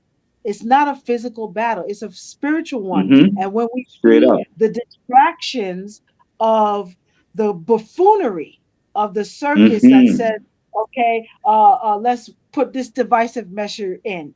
And as we say, as FBA, is just a distraction. But what really is the story behind FBA? It is really looking into who you are, following your lineage, tracing your past. And that's why it's very important for everybody to go and get your DNA test. If you haven't done that, DNA kits.com. I think there's an African DNA, but there's a DNA kit that is average. You go and you get your lineage tested. You get the kit, you put your sample in it. It's your spit. You put your spit in there, and then you mail it back to the lab. The lab in 8 weeks, it'll give you the first ancestry of your grandfather and grandmothers on both sides. You start there. And then you can go on ancestry.com, the ancestry kit. Go get that. The kit is usually average maybe $99, but if you get it on sale, sometimes they have a Christmas sale or Black Friday sale, you can get it for half off. But I urge everyone, if you haven't traced your lineage yet, you cannot be on a platform talking about Black liberation if you don't know where you came from. If you don't know where you came from. And now we have scientific technology to help us do that. So I urge all of our brothers and sisters to start that. And then you'll see for yourself, you cannot base your lineage on emotion. It is scientific evidence now that is available that can show you where you came from. That's right. When we do that, you're going to see a lot of the indigenous, I'm Indian, this and that. You're going to see them traced right back to in Africa. You are sitting on church black bag. That part. Okay, the Igbo. Hey. I'm Igbo. So Haitians, we are made up of Taino. Taino was the original indigenous people of that land before they called Haiti, Hispaniola. But we were brought in from Africa. Yes. Igbo, Yes. Shak the Zulu nation, Senegal, Yes. Nigeria. And so we got to start playing smart. We cannot be on these major platforms, start spewing divisive measures that are inaccurate, because that's not going to Yes. be good. What I we That's can right. do, Now, can I use myheritage.com. can I Okay. heritage.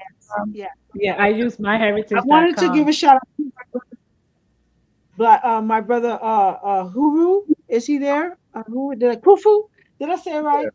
She's Heron.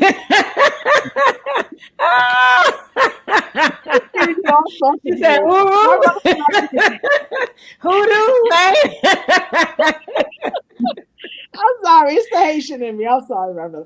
But honestly, my brother for Africa Town. So I wanted to give a shout out to brother Billion Godson. His name is William Campbell Billion Godson. He's actually running for senator of District 55, Senate Assembly seats, District 55 in Los Angeles, and our sister Carolyn Essex that's running for Assembly District 69, which is Long Beach and stuff. So this is an example of our people run for office. Run for office. As a minister of Black Panther Party, we were a political party. We have to go back to our roots politically in order for us to make a change. And so we are so grateful to have our people that run into office. And another shout out to Brother Isa Shakur, who's also running for Senate District 24. So 2026 is an election year. And how we got to conquer the beast is get inside of the beast to know how it operates and change it from the outside. We cannot stay there and say we are people that don't know politics. When I hear my brothers and sisters say, I'm not into politics, that's a death sentence. You got to Definitely. Politics means how I live. Exactly. Politics, literally, the definition of politics means how am I living? So when you are living in the hood, I grew up in South LA. When you living in the hood, you got to understand that was by design. Redlining. If you live in Beverly Hills, that's by design. But if you're not learning, you are not learning where their zone, where their neighborhoods were created, it's like eating air, running after the wind. It's like doing nothing. So we must cease that. And I'm so grateful, Sister Negas. I want to give a shout out to my sister. Let's give her a round of applause first and foremost. Definitely. That's right, my sister. You know I love you. Big heart for you. Big heart, sister. If it wasn't for you, and this is why it's so important for journalists, for media personalities to use their platform to educate the masses. Because we don't we are at war right now. We ain't got no time to be playing back and forth for entertainment purposes. Because the enemy, they are contemplating our fate every day, 24 hours, 7 days a week. So we can't be out there marching every day, but not organizing strategically, virtually. Can I add something to what you say? Yes, sir. Can I add some right, and then you will continue? There was a speech that Marcus Garvey spoke, and he said, he was speaking to the congregation of people, and he said, the white people, what are they thinking? He said they're thinking their own things, what they're doing, how they want to do, whatever they're doing. So then he turned and he said, what are we thinking? He said, we are thinking our own damn business. We got to buy black, sell black, be black, and all else shall take care of itself. It all goes back to thought. If we are thinking for each other, we will rise and become the people that we are claiming to be. But many of us is not thinking for each other. Many of us is still going and thinking according to the system way, according to the narrative way. And I love what you said about the politics. If we are, or people decide, say, well, they want to live in the system, then they have to structure themselves in the system too. They have to be able to have a voice in the system that is speaking for them. If they don't have a voice speaking for them, how would they get any laws written for them? If That there is part. not a Rastaman in the Senate, how will any Rastaman laws be made? How will any Rastafari laws be passed? And this is what we're speaking about. Why the Black Panther Party was so important and why they used the crack cocaine to break them down. Yes, sir. Because we was governing our own communities. We was giving food to the poor. We was That's right. feeding our people, governing our people, protecting our people. And the Every system day. said no. If we allow them, then they're going to start thinking for themselves. That's right. That's what And they it's don't want about, you that. know. They They don't do want not that. want us to think for ourselves. That's right. And that's Right. it. Remember, you The know, Most High. I know that The I Most High. mentioned, go ahead. You can go No, ahead. I'm agreeing with you, brother. The Most High in divine order is the one that is before us. So we just gotta Yes. do the actions. We gotta That's why organize.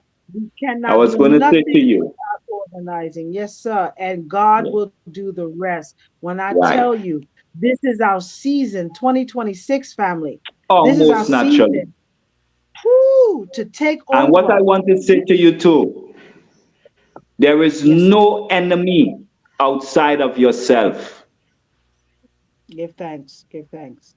Without confidence, we are twice defeated in the race of life. But with confidence, we have won before we even started. That's how Marcus Garvey did all that he did, with That's right. confidence. That inner power that drives and breaks down all barriers that is placed in front of you. Yes, sir. Confidence of self leads the way to any accomplishment. Yes. So So I do whatever you're implore our desiring, just people. be confident. Absolutely. I do implore our people to start off small. Yes. This fight is massive, but the way that we begin is to learn your local jurisdiction. So, whatever city Mm-hmm. you're in, make sure that you have attended the city council at least one time. Know the councilman, know the mayor, know the governor of your Yes. town, of your city, Yes. because we cannot Yes. continue to move forward in ignorance. So Yes. make sure you find out when your next city council is, attend it and sit there. Mm-hmm. Just absorb Yes. it because we are not trained to really absorb political matters when they're talking about agendas and propositions Yes. and equity. That is foreign to many of us, but we have to train ourselves to understand that atmosphere rather than just Mm-hmm. arts and entertainment. It cannot be a carnival every day, family. We Yes. got to fight our battle. This is a year right now. Do something Yes. that is outside your comfort zone. Build Yes. yourself up individually because as a team, when you come to the table and unity, you have to be right. You have to be fasting. You got to be prayed up. You got to be ready to add to the brothers and sisters that are 10 toes Mm. down every day. You understand? We don't want Yes. to bring our people Yes. down. So this year, Yes. do something and challenge yourself. That's a call to Oh, action. that's I my want you to God. challenge yourself and Thank whatever you are you. weak in, everybody has a different weakness. Not everyone has the same weakness. Whatever you feel your weakness, work on it yourself and Mm-hmm. then come back to the table because there's plenty of events of community meetings we having every week. Just like right now, I want everyone to come to Black Power Radio. We have every Sunday and Monday at 8 p.m. I'll share that link as well with Sister Guest. But I want you to come on that platform. Black Power Radio has been around for over 23 years. It is our Panther radio station. We used to be on Blog Talk Radio, but now we transferred to Zoom and we're live on YouTube, Black Business Matters.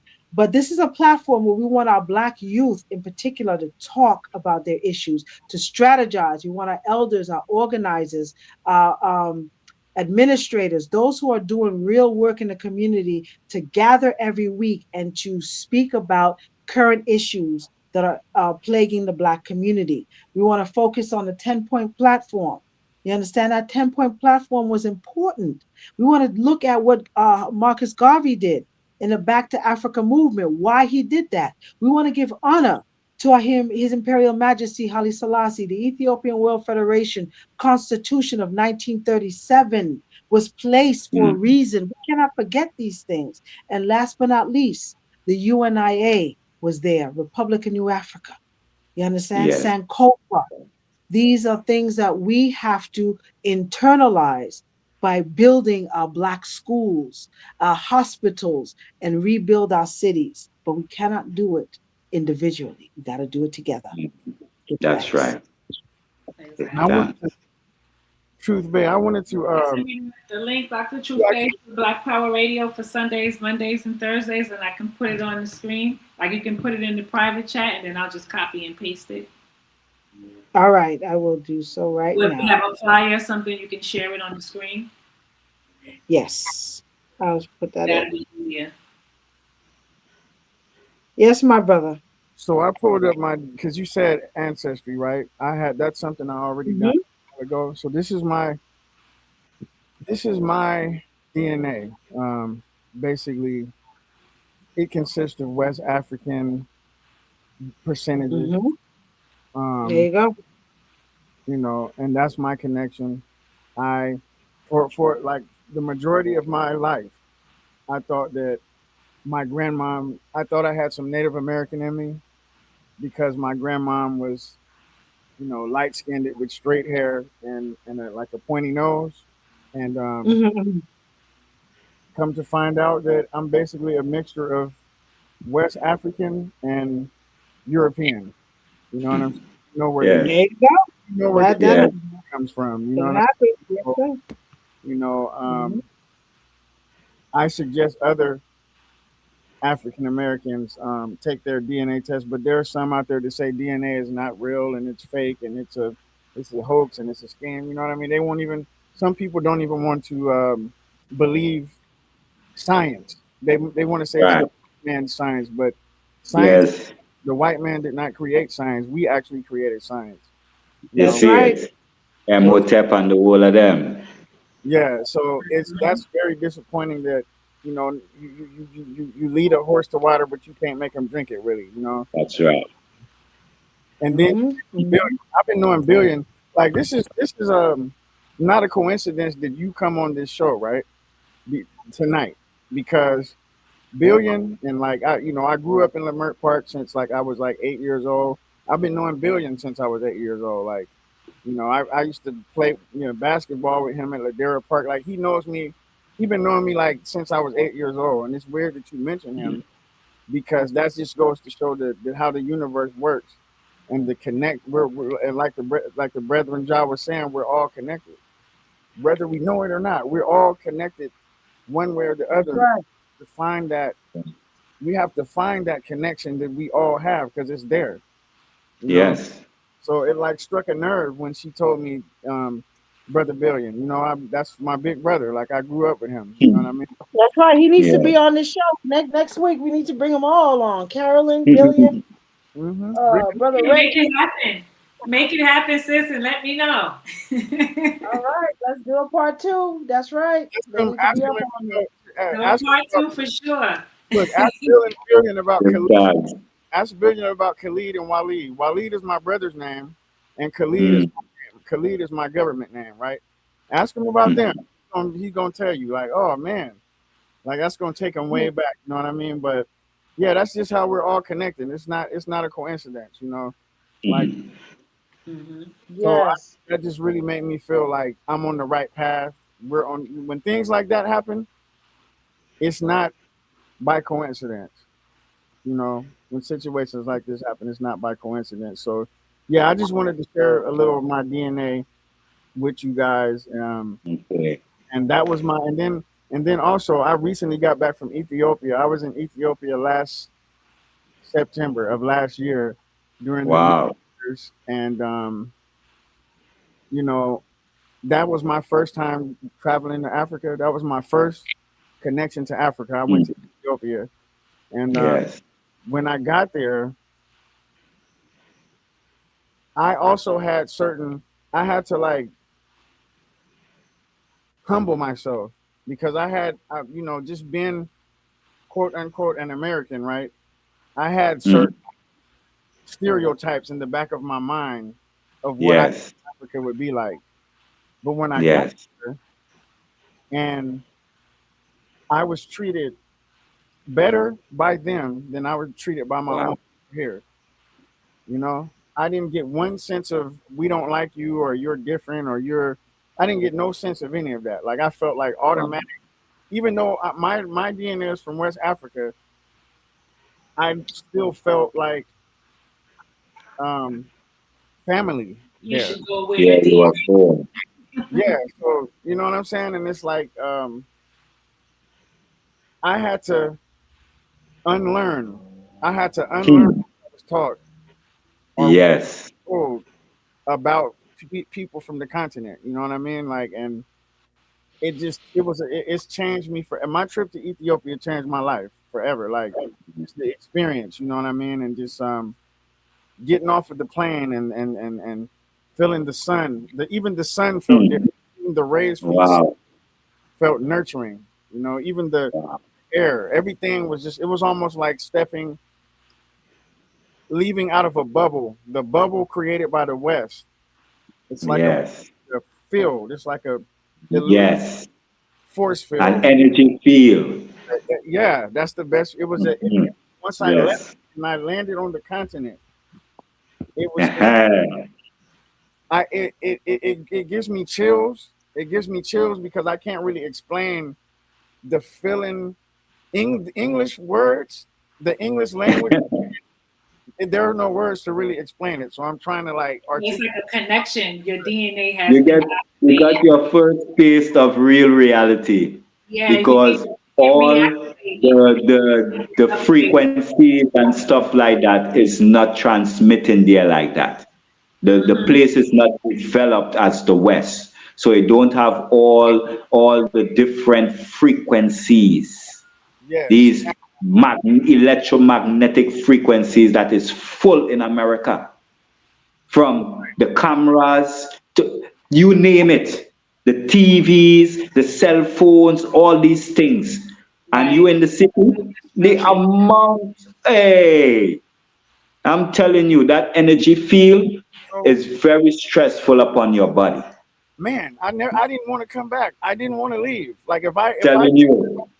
if I didn't have like kids here and family and responsibility, Eh, would have just been an immigrant in Ethiopia. I would have just overstayed my visa and stayed. That's how at home I felt. Like I never felt nothing like that. wow. I mean, and Wow. I put my feet in the dirt. Like I took my shoes off and I put my feet in the soil, and I just felt like a new person. Like I just felt the Wow. from the earth, from the Yes. soil. You know what I mean? It was like a really beautiful experience, and that's what people. That's what the FBA people that are FBA or whatever you want to call it, whatever you want to label it. I mean, Mm-hmm. they need to experience that for themselves. There's no way you Yeah. go there and get nothing but love. Just like I show speed, they all showed me. They rolled out the red carpet for me. Yes. Nobody Yes. said we're better than you or you're better than us. I didn't get any of that. I got like treated like a straight brother. You know what I mean? They Yes. felt And Right, you had to right. go there to experience it. yeah. I got nothing but I got more love there, and I was only there like a week and a half, but I got Wow. more love there than I Hmm. got 20 years of living in Los Angeles from my home. Wow. I'm gonna keep it Wow. honest. Like I didn't have to look over my shoulder or you know Yes. feel like Yes. out to get me or to harm me Yes. or to Yes. I mean like it was just like a Different.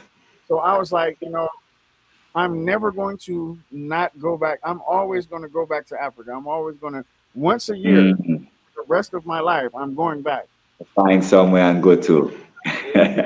East Ghana is going to be my next Ghana. You know, I want to visit Nigeria once a year. I want to visit the motherland. Somewhere. Once a year, I'm going to go somewhere, South Africa, wherever. You know what I mean? But yeah, Yes. just all the same way Muslims have to go to Mecca at least one time in their life is the Right. people of African descent need to go to Mm, motherland you know, at least once. yes. Sit around in these projects. That's clear and not swift. Don't just sit people outside of this country and you haven't been there yet to really experience. You know, how can you judge millions of people by the experience of one? You might have one bad experience with somebody and you judge everybody. You It's know, true. Yeah, That and is the that takes truth. growth. And brother, I'm glad you mentioned that. That's why we have to be patient with each other because Mm, we all grew up differently. We all have different yes. perspective. And that's why I'm not even Yes. mad at FBA when they come out they face and disrespect us. You know what I mean? Yes. It's because they Yes. don't know any better. But we cannot publicly continue to be divisive against each other. You know what I mean? You reach out to them Right. Yes. privately. You're like, Yes. hey, brother, I didn't agree with you, so and so. And it's up to them to respond to. It takes two. Right. We got to respond and Right. they got to sit down and we got to dialogue. We are True. people that cannot Mhm. be on emotion all the time. We got to It's strategize true. and be wise with our words and say, you know what? I understand that you and I are different, have differences, but we can work it out. We can talk it out. We can move forward. And that's what I want to see from our Black people this year. No matter where you're from, yeah, you build a sit bridge. down and you talk it out. Yeah, and you know, don't allow a label. Don't just because I call myself different, something different than what you call yourself, that doesn't mean Right. it's different. It just means, you know, you have a different worldview than me. But at Yes. some point, we can meet together. We don't have to agree on everything. I like what No. Malcolm Yes. said. I like what Malcolm X said. He said, "Leave your God at the door.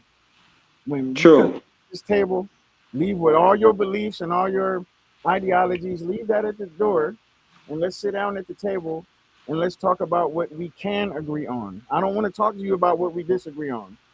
When you come Exactly. in, Right. sit down. All we're doing is talking about what what we can, you know, what we can agree on, and the things that we can, because we all have the same issues. We all live in the same neighborhoods. We struggle with the same poverty issues. You know, regardless of what you call yourself or what version of God you believe in. Let's just leave that at the door for a minute and let's, you know, come together on a practical, you know, with practical things like you said, building community, building, you know, businesses, reaching, you know, doing business from here to Ghana, like with the brother with the clothing line or the shoes you said you wanted to do, like things like that. Don't Yeah. do with ideology. That has nothing to do with I'm FBA and you this. That's just business. Right. You know what I mean? That's what we need It to. has to do with life. Yeah, yeah. That's And life come before religion, before any label or anything. yeah. We're too Life focused come first. beliefs. We're too focused on what the next person believes, you know, and instead of focusing on what we. You know, that they come from the schoolings that we went through, the institutions. Mhm. Because from from kindergarten, go straight up to college, it's all about competition. Who is getting the better grade? Who knows more? Who knows less? You know? Who is going according to the system? You know? True. Anyone who goes against what is said in the system, then they bring them down. You know, if someone goes against the lesson in the class, they bring him down, they make him seem stupid. So all of these things started in school, you see. And one of the things that I had loved about the Rastafari movement is that in the beginning of Rastafari, we never sent our children them to school because we know the system is controlling the narrative of the school. And if you send the children them to school, they are going to grow up with that narrative. You Yeah, see, well, don't and even speak of that. Let me tell you something. Haiti right now doesn't even have a school system. There's 195 countries in the world, and Haiti is the only country that doesn't have a school system with the rich history that we have. As of December 22nd, the Ministry of mm, Education department has been removed. Nobody knew. Nobody knew because I Haiti has never knew always that. been no, everyone has always been used. Haiti has always been used in the forefront for the resources, and because of the first free Black Republic, we were traumatized from the very beginning. And that's Mm-hmm. why it's important that our Caribbean community, that our United States community, that our African community, that our Brazil has the largest Black population in the world. Mm-hmm. Wow. And many people may not even know outside that. of Nigeria. Mm-hmm. Yes. And so we have to, again, in the next 2 days, and this is my call to action because I do appreciate it, but I do we have to go. But I want to say thank you again for spending this time to really have this dialogue. In 2 days, on February 7th, we are going to have a new governance for Haiti. And so I am a policy analyst for the country of Haiti, which is why I'm giving you this information firsthand. Right now, a president, prime minister, there is 400 candidates right now that are vying for a position to run Haiti. But you know who doesn't have a seat at the table, Haiti? Is the youth. Is the Wow. youth. 15 million people in that country of the diaspora, and Mm. three-fourths of them are young people under the age of 35. Real talk. Wow. And they never had a Wow. voice in Haitian government. So we are working together to create a global youth council, and we'll talk more about it as the week come by. I'll give you a follow up update on next week's show. But in 2 days, I want you to pay attention, study Haiti for just these 2 days, because then you'll understand how you can be part of a historic change. Because what we are creating with our team is a actual governance for the youth, where they're going to have a youth president, and that's never been done before in the history of Haiti. So I want you to be privy to that, and again, we'll follow up with you on some more updates on that. So February 7th is the transitional governance. We have 9 presidents in Haiti that the United States, we call the United Snakes and CARICOM put together to rule Haiti. Haiti has never ran its own government since its our freedom in 1804. And a lot of people may not know that. And so when you do your portion. And if you have Haitian friends, if you have Haitian relatives, support them. Understand the real history of this first free Black Republic, because Haiti Mm. was the founding country of slave rebellion. That's why they're paying the price for it now, because we dared to fight our oppressors and we won, but because of it, it's a heavy price. So you see the third world country footage, and you see the devastation of Haiti. It is by design. Haiti Yes, strategic. is one of the richest countries in the world. When they say it's the poorest country, they want you to believe that false narrative. It is Right. not. It is rich in iridium, gold, Iridium, yes. and all of that. That's why the oppressors are camping out there all throughout the country. Okay, Clinton Yeah. Foundation. We're not going to go there because we can be here all night. But just to let you know, the change is coming and we want you to be a part of it. Give thanks. Yeah, thanks. I'm definitely gonna look into that. Absolutely. I did leave the information for Black Power Radio. So Okay. please join us Sunday. It is a Zoom link. Last week we had Brother Umar Johnson, Ifatunde, Yeah, with I us last missed week. it. I fell asleep and I woke up the next day and was like, "Oh my gosh!" You told me he was coming, and I don't know how Yeah, I missed it. When is he coming back yeah. on? So he'll be with us up at the end of the month. So he came to open up Black History with us, Okay. and give us an updates. A lot of people give him slack for the FDMG school, but let me tell you something. Yeah, I saw There's that in the no other chat. person. So He is negative. the Yeah. he is he is the primary Black psychologist in the nation. He helps so many families. And where is that book? Let me pull up this book. Here we go. So this year, when he came to Leimert Park a couple of years ago for Malik El Shabazz Day, this book, Black Parent Advocate, you need to get it, family. Get it. This is the holy grail, because this tells our Black parents where our children are in a school system that wants to diagnose them with ADHD and give them psychotic meds, and all of this stuff tells you how to contradict that, because our children are not born with ADHD. They just are the geniuses in which the system cannot tolerate, and how you combat that. So Dr. Umar, we appreciate him. He's actually the Minister of Education for the Panther Party. A lot of people may not know that. This brother he just needs your support.